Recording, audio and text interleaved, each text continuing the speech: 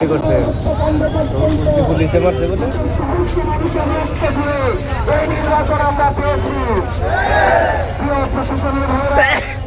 আপনাদের বাসায় সন্তান রয়েছে, আপনাদের বাবা রয়েছে, আপনাদের কাছে করজোর হাত জোর করে, আপনাদের কাছে হাত জোর করে জানাই এই নির্বাচন এই প্রশাসনের প্রতি যে আস্থাহীনতা তৈরি হয়েছে গত 17 বছর ধরে, এই নির্বাচন হবে আপনাদের আস্থা ফিরিয়ে আনার নির্বাচন। এটা শুধু রাজনীতিবিদদের পরীক্ষা নয়, এটা আমাদের প্রশাসনের পরীক্ষা। তারা কতটা নিরপেক্ষ আচরণ করেছে তার পরীক্ষা।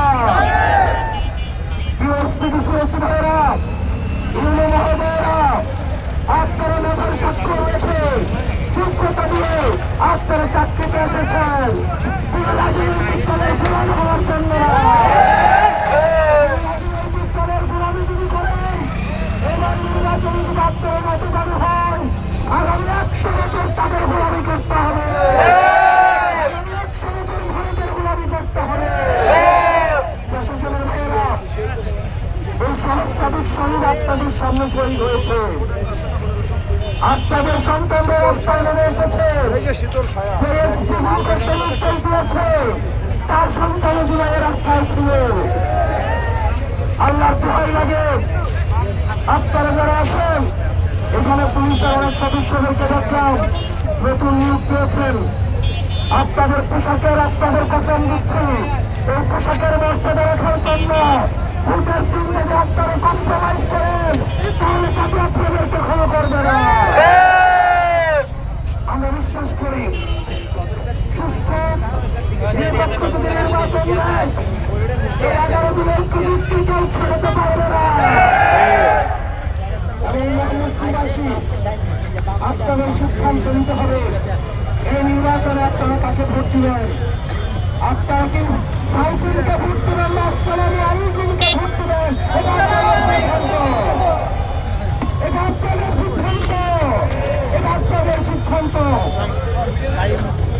আল্লামা মামুনুল্লাহ সাহেব গত 17 বছর ধরে এই কোনো ছোটখাটো খেলোয়াড় ছিলেন না,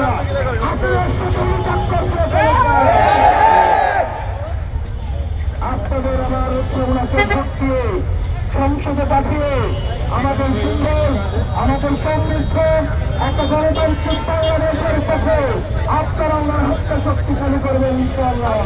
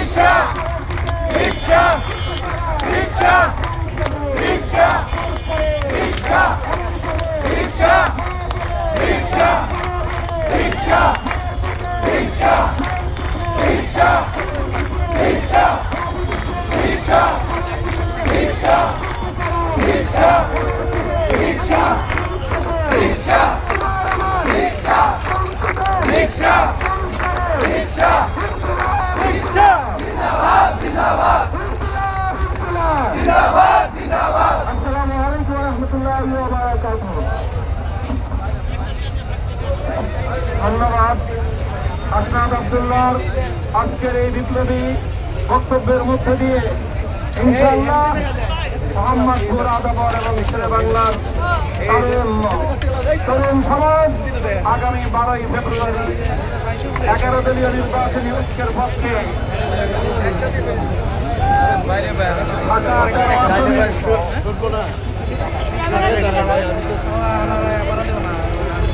ঢাকা 13 আসনে